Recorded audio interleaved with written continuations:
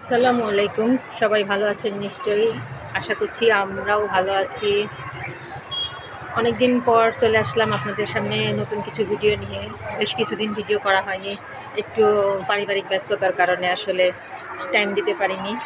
আজকে একটা বিশেষ গুরুত্বপূর্ণ ভিডিও আপনাদের সাথে শেয়ার করব।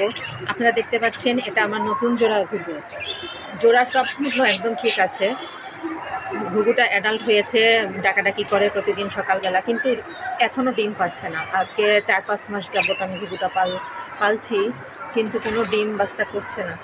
দেখেন, আমি এদের একটা পর্দা পর্যন্ত দিয়ে দিয়েছি, যাতে এরা আরামে ডিম পাড়তে পারে, কোনো অসুবিধা না হয়। আমি যখন খাবার দিতে আসি এরা যেন ডিস্টার্ব ফিল না করে, সে কারণে পর্দা দিয়ে দিয়েছি। তারপরেও এরা ডিম বাচ্চা করছে না।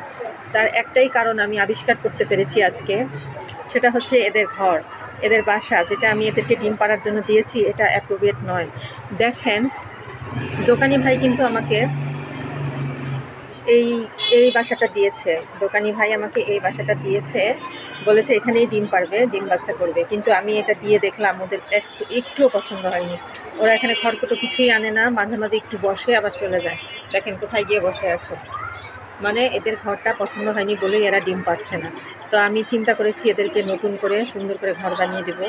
এটার আশায় থাকলে হবে না, দোকানি ভাইয়ের কথার মতো চললে আমার হবে না, আমার নিজের চিন্তা ভাবনাকে কাজে লাগাতে হবে।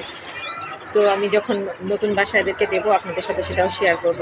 তাহলে বুঝতে পারছেন আপনারা, ঘুঘু পাখি শুধু জোড়া মিললেই হবে না, অ্যাডাল্ট হলেই হবে না, এদের একটা উপযুক্ত পরিবেশ দিতে হবে ডিম বাচ্চা করার জন্য। নাহলে কিন্তু এরা ডিম বাচ্চা করবে না। দেখতে পাচ্ছেন আমার ওই দেখেন ছোট্ট বেবিটা কেমন করছে। এটা একটা ছোট্ট বেবি পাখি, বড় হয়েছে, যেটা আমার বাচ্চার সাথে চিপস ভাগাভাগি করে খায়, সেই পাখিটা একটু একটু ওরা শিখে গেছে দেখেন।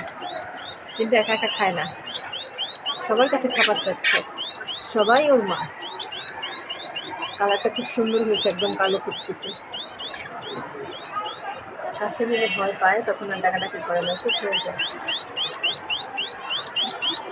কেমন করছে খাবারের জন্য, ওকে খাবার দিচ্ছে না কেউ। তোমার বন্ধু এখনো ঘুমাচ্ছে, উঠলে তোমাকে খাবার দিবে। তো আমি আজকে ভিডিও বেশি বড় করছি না, ভিডিও আজকে এখানেই শেষ করব। একটু পরে স্কুল ছুটি হবে, এখানে আর কথা বলার উপায় থাকবে না।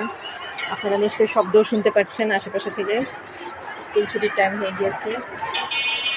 আজকে ভিডিও এখানেই শেষ করছি। ভিডিও ভালো লাগলে আমাদের সাথেই থাকবেন, লাইক শেয়ার সাবস্ক্রাইব করে দিবেন। আসসালামু আলাইকুম, আল্লাহ হাফেজ।